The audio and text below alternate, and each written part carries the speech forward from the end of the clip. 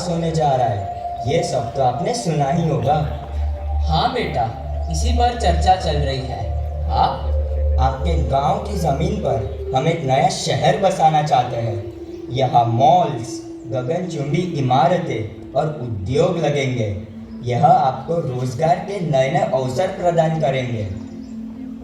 यह जमीन हमारे पुरखों की विरासत है, हम इसे कैसे छोड़ सकते हैं? तुम समझते नहीं, इस जमीन से हमारी आजीविका जुड़ी है। लेकिन दादा सोचिए, अगर यहीं शहर बस जाएगा तो हमें शहर जाने की जरूरत ही नहीं होगी। हमें यहीं पर अच्छा रोजगार मिल जाएगा। यह विकास हमारे जीवन को बदल देगा, लेकिन क्या यह बदलाव सही होगा?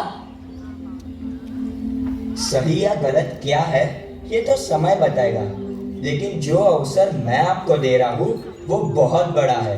सोचिए, बच्चों के लिए स्कूल, सबके लिए अस्पताल और रोजगार। पर तुम सोच रहे हो कि ये इमारतें और मॉल्स हमारे लिए क्या करेंगे? खेतों की उपज तो इसी जमीन से आती है, जीने के लिए खाना तो इस जमीन से ही आता है। दादा, अब खेतों में इतनी मेहनत कौन करेगा? मशीनों का जमाना है, हम नई तकनीक के साथ काम करेंगे। बेटा, तुम्हें इस जमीन का मोल समझ नहीं आ रहा। ये जमीन ही हमारी असली ताकत है।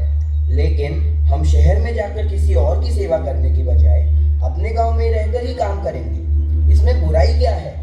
यह चमक दमक कुछ समय की होगी। लोगों का शहर की हवा में सांस लेना मुश्किल होता जा रहा है। ढेरों नई नई बीमारियां बढ़ती जा रही है। क्या तुम चाहते हो कि हमारे बच्चे को भी वही प्रदूषित हवा मिले?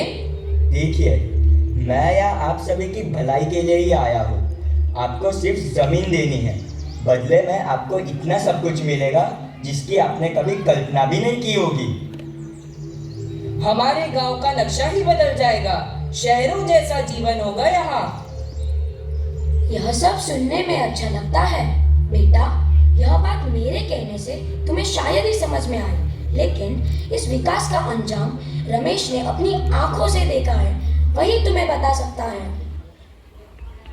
मुंबई के छत्रपति शिवाजी महाराज अंतर्राष्ट्रीय हवाई अड्डे का निर्माण उस क्षेत्र में किया गया था जहां पहले मछली पालन और मैंग्रोव वन मौजूद थे। मछुआरों के लिए क्या दिन थे वो! पूरा इलाका मछली पालन से भरा हुआ था। हाँ भाई, सही कह रहे हो। वो शांत समुद्र का किनारा, मछली पकड़ते लोग।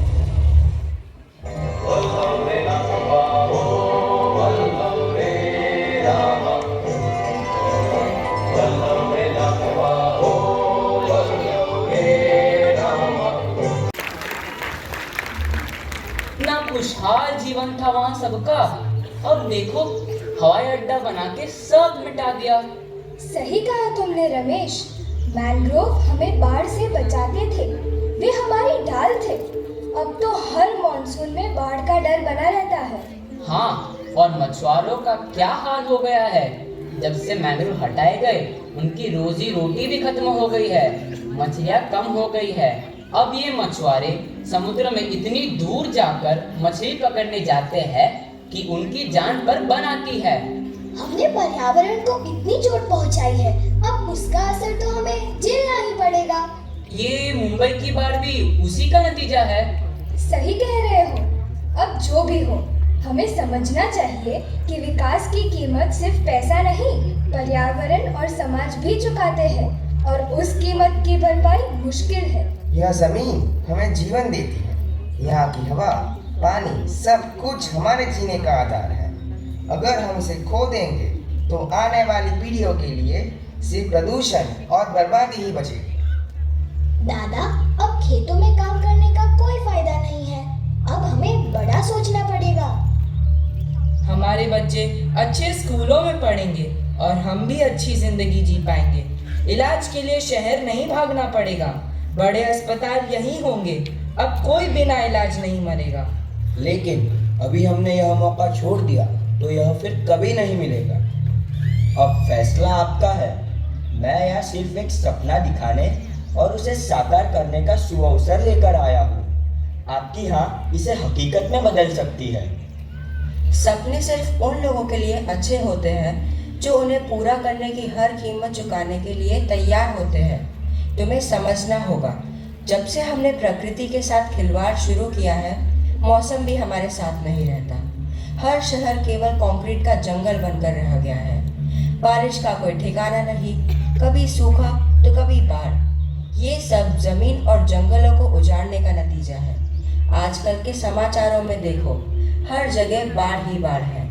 यह सब प्राकृतिक असंतुलन का ही परिणाम है। इस धरती में है प्रदूषण, बीमारियां, सूखा। इन सब का हल सिर्फ एक है, प्रकृति का संरक्षण। विकास की जरूरत है, पर प्रकृति की सुरक्षा भी उतनी ही जरूरी है। हम जमीन तभी देंगे जब तुम वादा करो कि यहाँ के आसपास के इलाके, खासकर नदी किनारे और बंजर जमीन पर पेड़ लगाए जाएंगे, ताकि जो हम खो रहे हैं उसे वापस भी पा सके। आपकी बात सही है। मैं वादा करता हूँ, हम यहाँ जितना विकास करेंगे उतनी ही प्रकृति की सुरक्षा के लिए भी कदम उठाएंगे। पेड़ लगाए जाएंगे, पानी की कमी न हो इसका ध्यान रखा जाएगा और पर्यावरण संतुलन बना रहेगा। जब मानव ने अपनी महत्वाकांक्षाओं को पूरा करने के लिए धरती का सौदा किया, तब प्रकृति ने अपने रौद्र रूप को दिखाया। धरती जिसने